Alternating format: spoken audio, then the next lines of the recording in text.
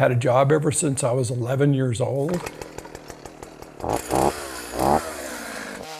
And I said, that's it. That's it. That's where I'll find my validation, is just in hard work.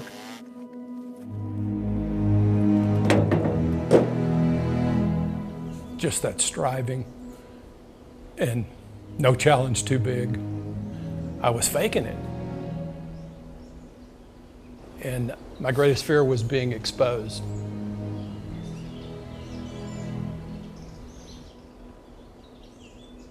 Every man has a story. The story of your life in the world is the journey of your masculine soul. Things that were formed in you, things that were not formed, things that were rewarded, things that were shamed. Every man has a story, the journey of his heart in this world. And because of the way life comes to us, every man is haunted by a fundamental question. The core question of the masculine soul is, do I have what it takes? Can I come through? Can I handle whatever life throws at me? Because whatever else masculinity means, and it can express itself in so many particular ways in different men's lives, at the core it involves courage and love and sacrifice. That God gave to Adam the embodiment, the image of his strength. Every man knows this. We know we are made to come through. So Adam is given this phenomenal world and all the adventures in it. He is given a lover and a companion for life. And then he faces his first big test. A test that he is about to fail. In Genesis chapter 3, as the story moves along, evil comes into Eden and begins to assault the heart of Eve with doubt and fear and confusion about the story, about who God is, about where life is found. And Adam is standing right there. The original Hebrew text makes it very clear. He is literally at her side. And Adam does jack squat. Nothing. He doesn't speak. He doesn't intervene. He goes passive. It is a fundamental failure of masculinity. And in guilt and in shame and in self-reproach and in embarrassment, he runs off into the bushes. And I love this moment. Our Father comes looking for him. And he doesn't come like an angry, alcoholic father. He comes gently. He comes kindly. He just asks, Adam, where are you? And Adam comes out of hiding, and here's what he says. He says, I was afraid because I was naked, and so I hid. You understand that one verse, Genesis 3:10, you'll understand every man you ever meet. Okay? There is some core fear in us of exposure, fear that we also don't have what it takes, that in some core way we are failing our design, and so we go into hiding. The fear of exposure and the search for validation in all kinds of ways are the fundamental driving forces of every man's life.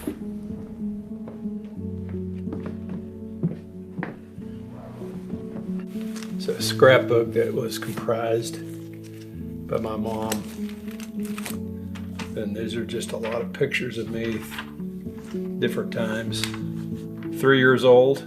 This is 1954, 7th grade, big glasses, look like a geek.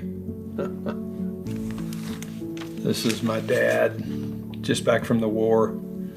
Here's some of his buddies I'm sure he went through the war with. My father was a lieutenant, a platoon leader in the South Pacific in World War II in the Marine Corps. He fought in some of the bloodiest battles over there, and I looked at him and I just wondered, could I have done that? Could I have done what he did? And I was afraid the answer was no. That was deep inside of me.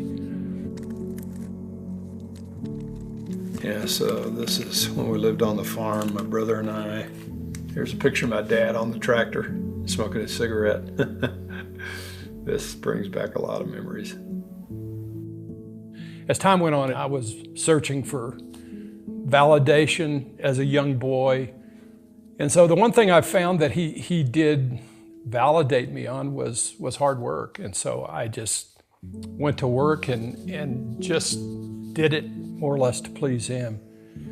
I'd lie about my age to get on demolition crews or construction crews. And I was on a 12-foot ladder, and I fell off the ladder in a construction debris, and there was a nail that had come through a board, and I hit that nail and it came through my foot. They take me to the ER, and I remember the superintendent said, well, he won't be back. And so the next morning I was back at work, and I worked for the rest of the summer. So my dad says, son, I'm really proud of you. You worked like a man. To some that might sound like a good message, but underneath it was, that's what I have to do in order to please my father. I was still very insecure because it's like, it's not enough. Next thing, it's not enough, it's not enough.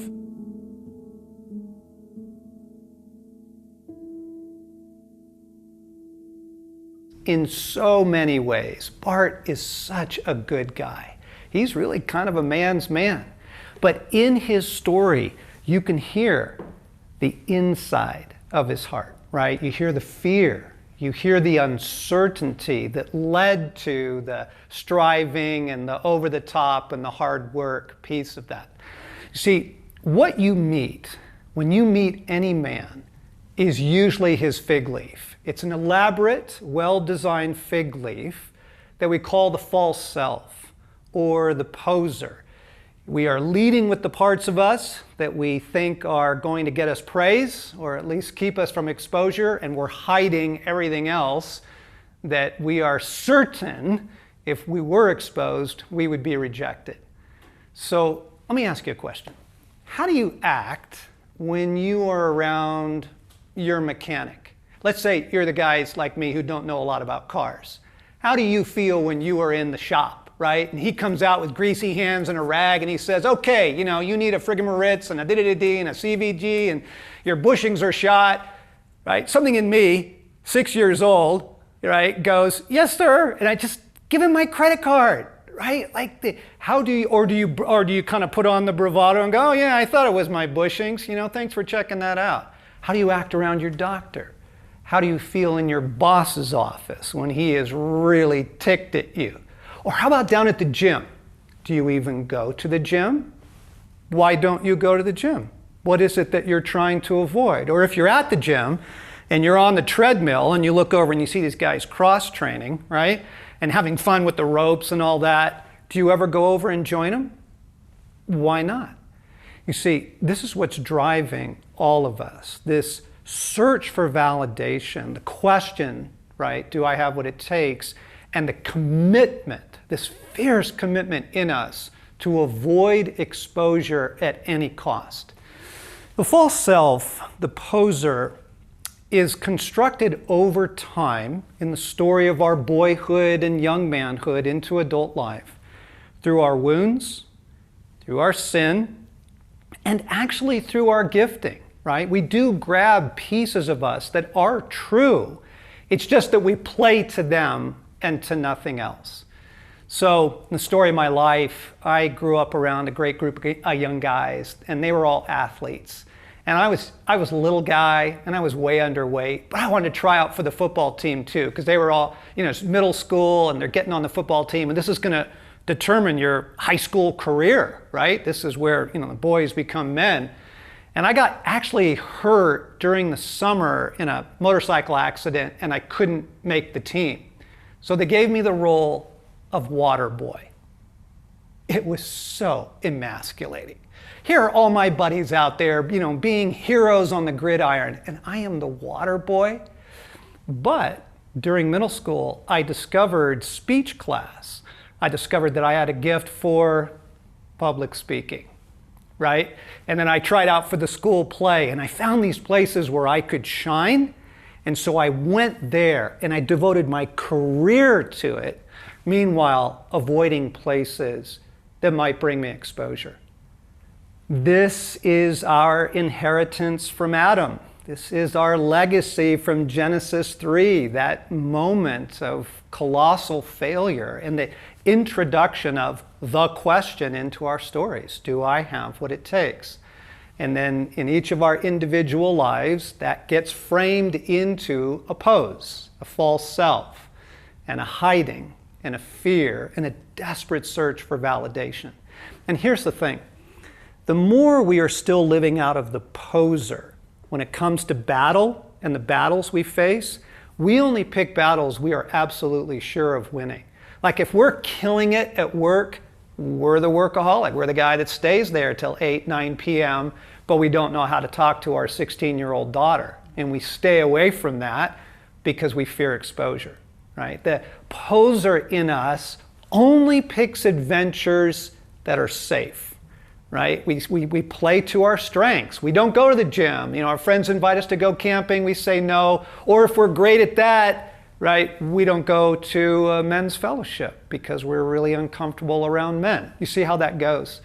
The fear of exposure and the search for validation is the number one thing that messes up our relationship with Eve.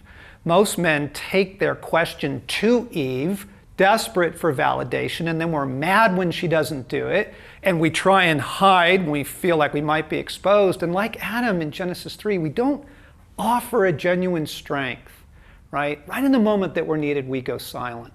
Or we control her. We control our wives. We control our kids. The poser may dominate his family, looking for a sense of power, looking for a sense of feeling strong, but it's not the same thing as love. So let me ask you, how would the people in your world describe you as a man? What are the kinds of words they would use? Would they say, well, he's a really nice guy, but he's not really present? Would they say, whoa, he's over the top, man. He's an incredible runner. He's amazing, but yeah, I don't really feel safe around him. Would people use words like loving and strong, kind and true? How would they describe you? How would you describe yourself as a man? Now, I am not introducing this in order to usher in shame or guilt or self-reproach or just a whole new round of posing to get all this stuff covered. The issue is simply this. We're looking for a genuine masculine strength. We're looking for a trueness in us as men, and the poser is in the way. In our journey to the recovery of the image of God in us as men, in our journey for the recovery of this passionate heart, we've got to be honest about the poser, right? And set him aside. All right, a great day.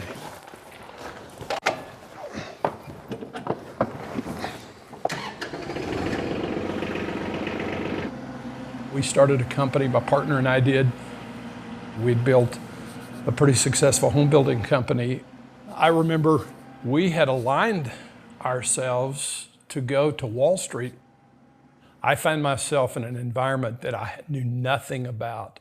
I felt like a little boy, totally out of place.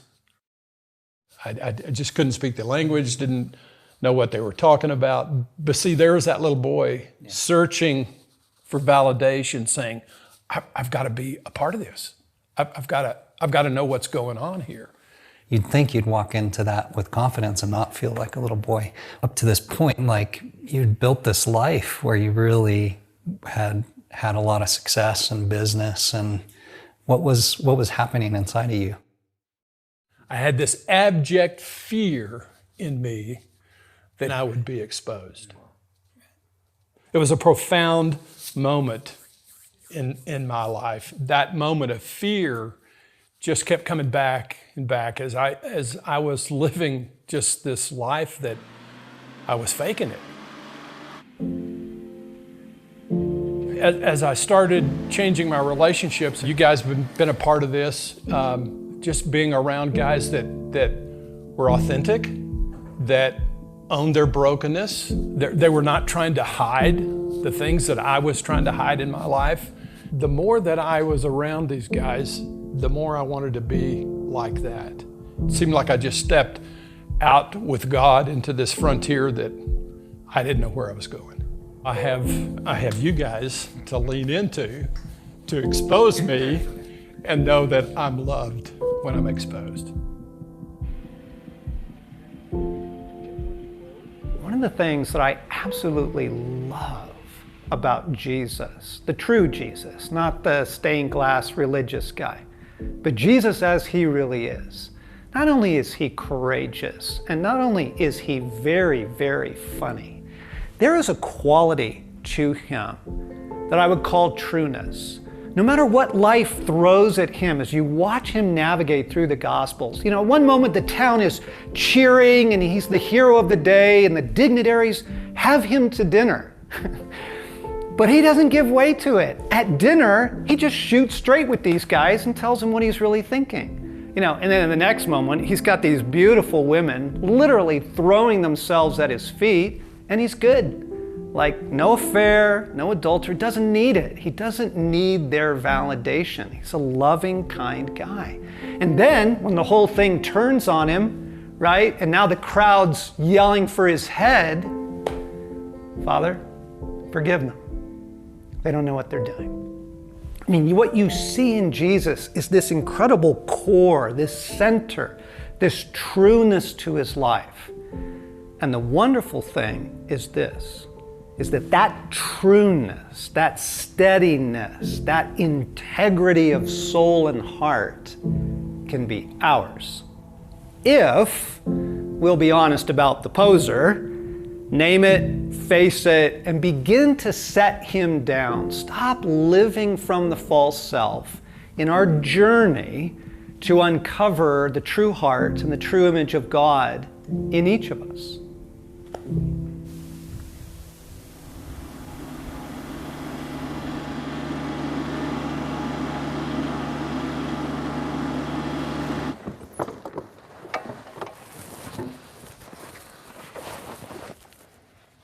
I just love being out here. Love the tractor, love everything about this. I don't want to communicate to you that hard work's not a good thing. I still love to work hard. I love to go out on my ranch. I love to just go out there and play in the dirt. I'm just dreaming about living. I think today, living out of a more healed heart, I mean, I always love the work. I had to prove myself. I have nothing to prove today. And so it's just enjoyment.